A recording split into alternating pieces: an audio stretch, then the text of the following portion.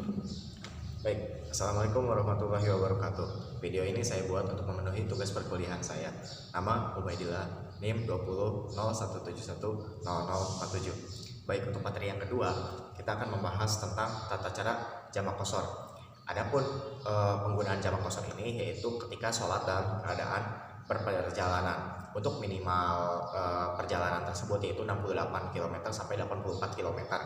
Nah, contoh dari sini ke Jakarta, dari Banten ke Jakarta, itu cukup untuk kita melakukan jamak qashar. Jamak terbagi menjadi dua, yaitu ada jamak takdim, ada jamak takhir. Qashar itu yaitu meringkas. Adapun jamak takdim yaitu menggabungkan dua sholat di sholat yang pertama. Contoh kayak gini, duhur ke asar, kita niat menjamak takdim duhur dan asar, maka apa yang harus kita lakukan? Sholat duhur, setelah sholat duhur lakukan dengan sholat asar. Karena ini adalah jamak qashar, yaitu meringkas, yaitu zuhur yang tadinya 4 rakaat menjadi 2 rakaat, yang asar dari 4 rakaat menjadi 2 rakaat. Bagaimana tata caranya? Yaitu lakukanlah sholat duhur pertama terlebih dahulu, yaitu 2 rakaat ya. Bagaimana niatnya? Usolli fardhu zuhri qashran majmu'an ilal asri fardhu lillahi ta'ala. Allahu akbar. Lakukanlah 2 rakaat. Setelah rakaat yang kedua salam, dan setelah salam niat kembali usolli fardhu asri qashran majmu'an ilal zuhri fardhu lillahi ta'ala. Allahu akbar. 2 rakaat juga. Nah, itu ialah jamak takdim. Bagaimana dengan jamak takhir? Jamak takhir ialah kebalikannya. Jadi dilakukan di akhir. Contoh, ketika dalam perjalanan udah masuk zuhur nih, tetapi kita berniat di dalam hati untuk menjamak takhir di asar gitu. Bagaimana niatnya? Ketika sampai di waktu asar, dimanapun itu dan kapanpun itu, kita harus tetap berhenti dalam perjalanan untuk melaksanakan sholat. Itu. Bagaimana niatnya? Untuk niatnya itu sama, hanya dibalik. Tadi duhur asar, sekarang kan pelaksananya asar. Jadi kita sholat asar terlebih dahulu 2 rakaat, usolli fardhu asri qashran majmu'an ma'al asri fardhu lillahi ta'ala. Allahu akbar. Dan ketika setelah selesai jamak qashar sholat asar, maka kita menjamak qashar sholat zuhur. Bagaimana niatnya? Usolli fardhu zuhri qashran majmu'an ma'al asari fardhu lillahi ta'ala. Allahu akbar. Nah, habis itu selesai 2 rakaat salam. Bagaimana dengan yang maghrib dan isya?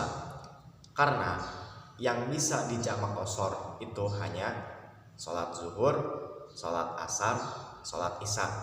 Nah, yang tadinya 4 menjadi 2. Bagaimana yang tadinya 3 rakaat seperti sholat maghrib ataupun sholat subuh yang hanya 2 rakaat? Terkecuali untuk sholat maghrib dan subuh itu tetap rakaatnya 3 rakaat dan 2 rakaat.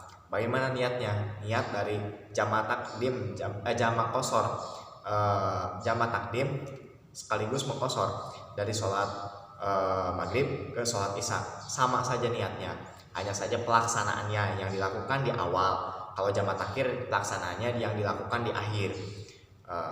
Jadi untuk sholat maghrib ke isya, jadi usolli fardhu maghribi qashran majmu'an ilal isya'i fardhu lillahi ta'ala.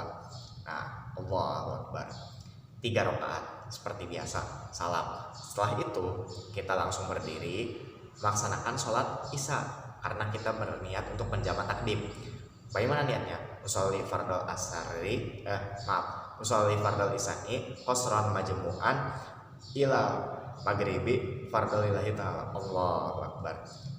Nah, kan isya 4 rakaat nih, tetap sama seperti duhur dan asar, dilakukan hanya dengan 2 rakaat. Nah,